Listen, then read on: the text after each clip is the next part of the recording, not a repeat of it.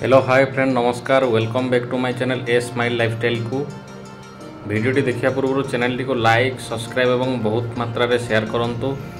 आसंतु आज बुली जिबा ऐतिहासिक बौद्ध सहर रे थिबा तीनोटी मुख्य शैव पीठ को। बौद्धर समवंशी राजा माने बौद्ध धर्मर प्रचार प्रसार करथिले मध्य से माने शैव भक्त मध्य थिले।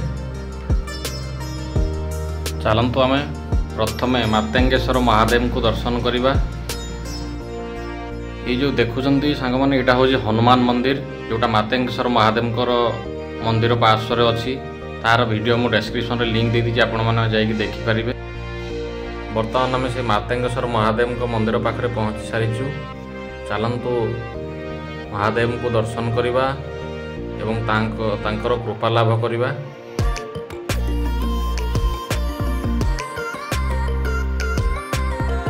मातेंगेश्वर महादेव को दर्शन कर सारी सांग मैंने तापर आमर पार्श्व देवादेवी जो अच्छा बजरंगबाली गणेश माँ पार्वती विभिन्न प्रकार मंदिर अच्छी छोट छोट बहुत सुंदर एवं शांत परिवेश आपण मैंने थरे बौद्ध जिला को जदि आसुंच तो गोटे थर बुलिकी जातु ए मंदिर दर्शन कर निहाती भाव में आपन को बहुत मजा लगे और शांति प्रदान कर आशा करुँची। कारण प्रत्येक मंदिर रामेश्वर मंदिर छाड़देले बाकी दुईटा मंदिर पार्श्व आमर महानदी तट निहाती भाव आपण को शांति प्रदान करिवो। यह थिला आमर मातेंगेश्वर मंदिर। एबे चलंतु चंद्रचूड़ मंदिर पाखक जिबा। एटा हूँ चंद्रचूड़ जिबा रास्ता।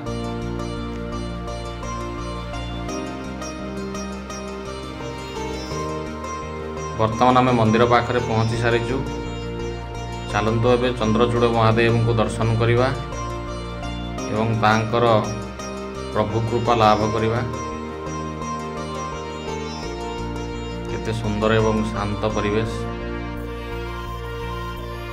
यहाँ हूँ मंदिर पार्श्व देवादेवी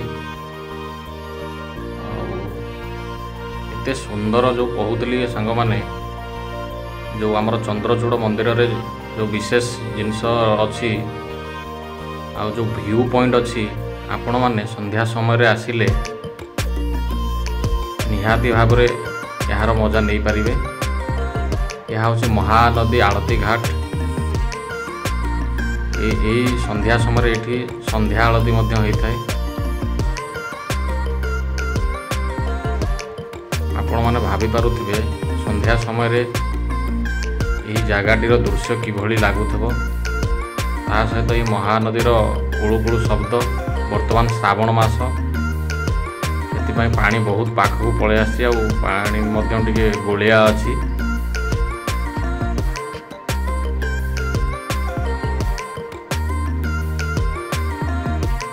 पिला माने सब पानीर मजा नेउचंती आ मु बुलिकी बहुत मजा लगी एवं शांति लगी।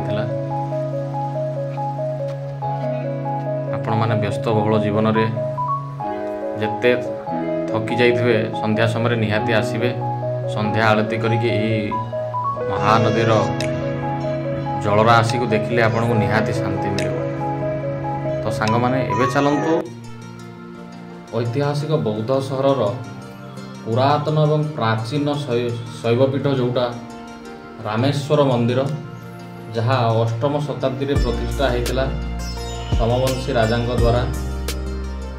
यार आर्किटेक्चर कलिंग स्टाइल रे होइछि। बहुत सुंदर एवं बहुत पुरातन मंदिर जोठी पश्चिम सोमनाथ भुवनेश्वर मंदिर कपिलेश्वर मंदिर यही तीनोटी महादेव को लेकिन रामेश्वर मंदिर होइछि। रामेश्वर कहीं नाटा आपण मैंने जानी रामेश्वर जोटा आमर तमिलनाडु रे अच्छी राम प्लस ईश्वर जहाँ रामंकर भी ईश्वर आ शिवंकर मध्य ईश्वर से रामेश्वर। ये आपण मैंने यही मंदिर प्रेजेंट करुची माने सिंप्लिसिटी। कारण महादेव भी कहते रामचंद्र होचंती मोर भगवान आ राम कहते शिव होचंती मोर भगवान। ସେଇଥିପାଇଁ ରାମ ପ୍ଲସ୍ ଈଶ୍ୱର ରାମେଶ୍ୱର ମନ୍ଦିର ହେଇଛି। ଆଉ ଯେଉଁଟା ଆମର 4 ଧାମରୁ ଗୋଟେ ଧାମ ରାମେଶ୍ୱର ଧାମ ଅଛି, ତାହା ମଧ୍ୟରୁ ଆମର ବୌଦ୍ଧ ଜିଲ୍ଲାରେ ମଧ୍ୟ ଏଠି ରାମେଶ୍ୱର ମନ୍ଦିର ଅଛି। ଚାଲନ୍ତୁ ମନ୍ଦିରର ଚତୁଃପାର୍ଶ୍ୱ ବୁଲି ଦେଖିବା ଏବଂ ଏହାର ଐତିହାସିକ କୀର୍ତ୍ତିରାଜିକୁ ଉପଭୋଗ କରିବା।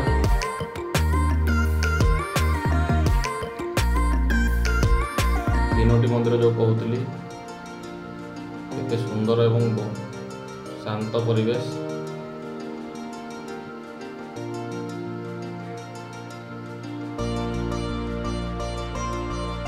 এই ଯେଉଁ ଦେଖୁଛନ୍ତି ସାଙ୍ଗମାନେ, এই ଅର୍ଦ୍ଧ ନିର୍ମିତ ମନ୍ଦିର ବା ମଣ୍ଡପ, ଏଇଟା ହେଉଛି ବୌଦ୍ଧର ଶେଷ ରାଜା ଯିଏ ନାରାୟଣ ପ୍ରସାଦ ଦେବ ତିଆରି କରିଥିଲେ। ଏହାର ପୂର୍ଣ୍ଣତା କ'ଣ ପାଇଁ ହେଇପାରିଲାନି ଏପର୍ଯ୍ୟନ୍ତ କାରଣ ଅସ୍ପଷ୍ଟ। ଏଇଟା ହେଉଛି ମୁଖ୍ୟ ମନ୍ଦିର। ତ ସାଙ୍ଗମାନେ ଏଭଳି ଭାବରେ ମନ୍ଦିର ବୁଲାବୁଲି ଚାଲିଥାଏ ଆଉ ଦର୍ଶନ ମଧ୍ୟ ବହୁତ ଭଲ ଭାବରେ ହେଇଥିଲା। ସାଙ୍ଗମାନେ ଆମେ ତ ଭିଡ଼ିଓ ବନାଉଛୁ କିଛି ଐତିହାସିକ ବା କିଛି ଇତିହାସକୁ ଅଧ୍ୟୟନ କରିକି। ଯଦି ଆମ ତରଫରୁ କିଛି ତ୍ରୁଟି ଥାଏ ସାଙ୍ଗମାନେ କମେଣ୍ଟ ମାଧ୍ୟମରେ ଜଣାଇବେ ଆଉ କ୍ଷମା ମଧ୍ୟ କରିବେ, ସାନ ଭାଇ କି ବଡ଼ ଭାଇ ଭାବିକି। ଆଉ ଭିଡ଼ିଓଟି କେମିତି ଲାଗିଲା ଆପଣଙ୍କର ମତାମତ କମେଣ୍ଟ ମାଧ୍ୟମରେ ଜଣାଇବେ। ଆଉ ନୂଆ ନୂଆ ଭିଡ଼ିଓ ଦେଖିବା ପାଇଁ ଆମର ଚ୍ୟାନେଲଟିକୁ ସବସ୍କ୍ରାଇବ୍ କରିନିଅନ୍ତୁ। ତ ସାଙ୍ଗମାନେ ପରିଶେଷରେ ଭୋଗ ପ୍ରସାଦ ଖାଇ ଆମେ ଫେରିଥିଲୁ ଆମ ସାଙ୍ଗଙ୍କ ସହିତ। ରହୁଛି, ପୁଣି ଦେଖା ହେବ ନୂଆ ଏକ ଭିଡ଼ିଓରେ। ହର ହର ମହାଦେବ।